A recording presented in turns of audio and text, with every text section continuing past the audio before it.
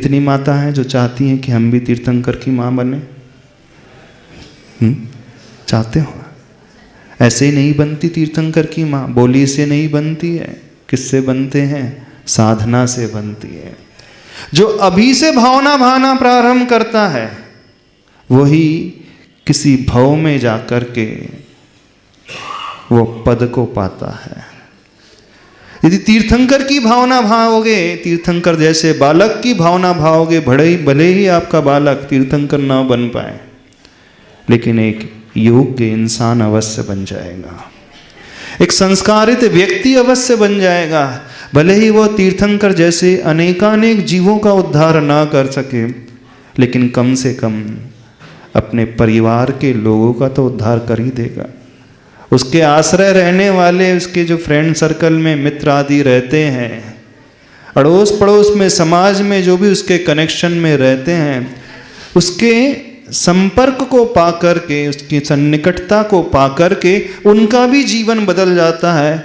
इस योग्यता को वह बालक भी अपने भीतर प्रकट अवश्य कर लेता है, लेकिन वह योग्यता प्रकट करने के लिए आवश्यकता उस माँ की संस्कार की है, उस माँ की साधना की है, उस माँ की तपस्या की है, माँ की वैराग्य की है, माँ की संसार से विमुक्ता की है।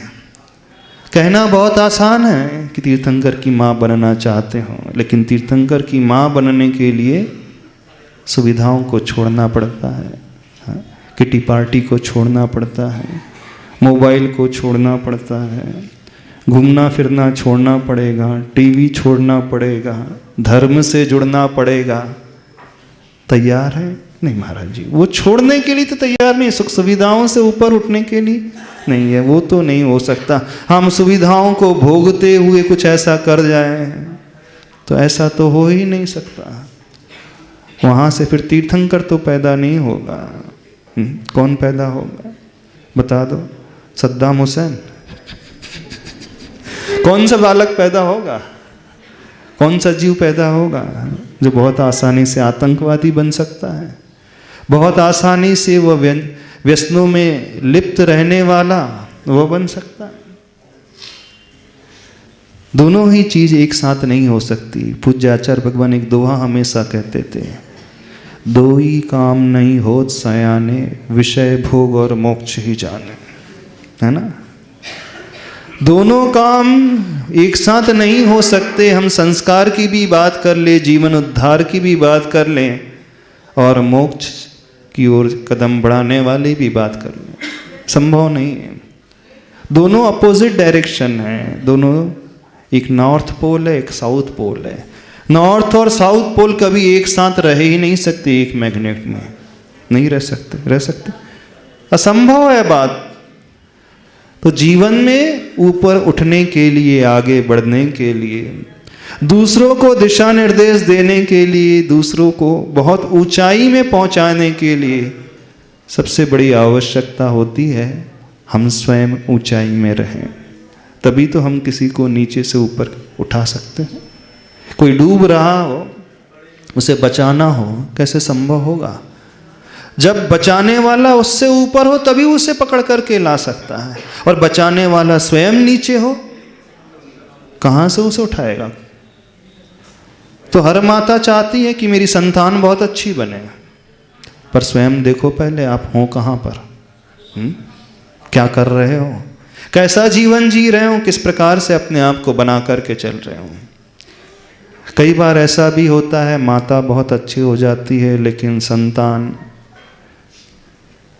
कई गलत संगति में फंस जाती है तो भी विमुख हो जाती है। तो दोनों को ही बैलेंस बना करके चलना चाहिए। एक जगह से भी इम्बैलेंस होता है तो परिस्थिति गड़बड़ा जाती है। समझ रहे हो कि नहीं समझ रहे हैं? सुमाता बनना आसान नहीं है, हंसी खेल नहीं है, बहुत कठिन है, बहुत बड़ी साधना की अपेक्षा वो रखता है। और साधना आज के ज़माने में कोई नहीं करना चाहता, बिल्कुल नहीं करना चाहता। तीर्थंकर की माता की भावना भाओगे तो भले ही तीर्थंकर न भी पैदा हो, एक मुनि महाराज को आप पैदा कर सकते हो, जन्म दे सकते हो। एक सद्गृहस्थ आपके घर से निकल सकता है, एक अच्छा नागरिक, एक अच्छा इंसान जो स्वयं के लिए, परिवार के लिए, समाज के लिए, देश के लिए, इस दुनिया के लिए कुछ अच्छा कर सके, कुछ अच्छा प्रदान कर सके। तो कुछ इस प्रकार का पुरुषार्थ सभी लोग करें, लेकिन यह तब संभव होता है जब हम अपने कंफर्ट जोन से बाहर निकलते हैं। Life begins at the end of comfort zone कहा जाता है। दुनिया की शुरुआत कब होती है? जब कंफर्ट जोन की समाप्ति हो जाती है। अब आप कंफर्ट जोन से बाहर निकलना ही नहीं चाहते। आज की नारी कंफर्ट जोन से बाहर निकलना चाहती। कंफर्ट जोन समझते हो? हाँ? सुख सुविधाओं में रहने का जो आदी हो जाता है वो कंफर्ट जोन कहलाता है।